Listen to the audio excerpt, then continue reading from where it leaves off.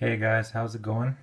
Here is my Vader's Vault Ardent, and you can see I already have the chassis pulled out the bottom because right now it's a bit of a beast to get out and it's a really tight fit, so I figured instead of trying to smack it out the bottom while you guys are watching, I just start with the chassis out and we can have a look at that first. So you can see that we have the sound card at the back by the speaker, and if I could try and get in there tight enough, that's the SD card in that silver case, and the huge 18650 lithium ion battery, which I'm not used to using. It's huge, obviously compared to AA's, but should give good life to the electronics. And the very small but very loud speaker at the back. So the chassis itself is made out of plastic, but it's a very neat finish. And if I pull it out a little bit further, I don't know if I can with one hand, the phone, the wiring, I don't know if you guys can see it there, it just kind of coils and wraps around and goes up into the hilt. And then to protect any metal on metal, they kind of have like a hot glue type of paste on the end of the battery pack there, but it doesn't make any contact on the inside because the tight fit of the chassis keeps everything pretty snug inside there. So I'm going to give you guys a look at that first. So I'm going to just put the phone down. You guys can stare at the carpet while actually, before I do that, here's the pommel. It's very tiny, going along with the whole thin hilt. When I did get it, there was some metal burrs stuck in the threads and on the inside and on the threading on the inside of the hilt itself, so I had to wipe that down and added some lubrication afterwards. They actually did add lubrication to the threads too when I did receive the saber for the first time, so that was kind of nice that they paid attention to that.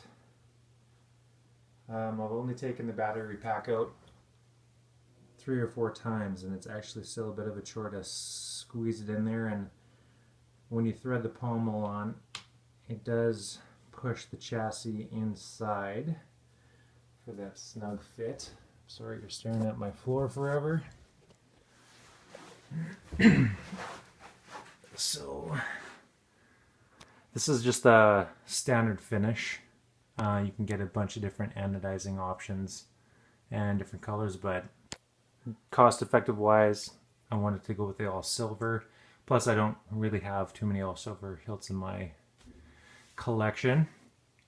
So we got a brass cover jack wheel on the bottom, and as per Lord C's recommendations many times over, I went with the non-illuminated gold switch, which is awesome. It looks beautiful. You have machine pattern on the side of the switch. You guys have probably seen pictures of the saber, and does not carry on to that side, just on the one side. And then you have the tactile switch on the bottom for lock up, flash on clash, and then thin neck, full combat able, which is nice. LED is right here with the LED retention, and then the blade retention screw right there. And then you got the dual diffuse blade that Vader's Vault offers. So it does have a sanded finish with no inner film. And I was telling my wife how happy I was with this, and I don't know if she can hear me or not, but she did say, does Vader's Vault know their blades suck? And what she means by that is that this blade is really flimsy.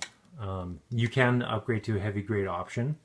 I typically don't need heavy grade because Ultra Sabers mid-grade, Ultra Edge mid-grade are plenty strong enough for what I use. But yeah, I don't think I'll be using this for dueling at all.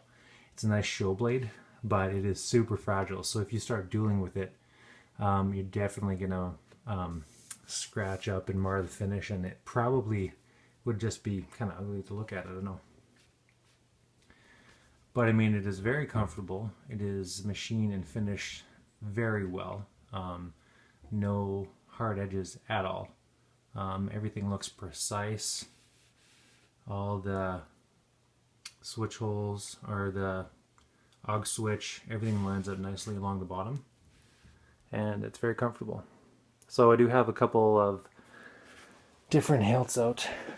We can compare these two size-wise. So Vader'sVault Ardent, this measures at an outer diameter of 1.4. So starting with Ultra Saber's Lost Gray.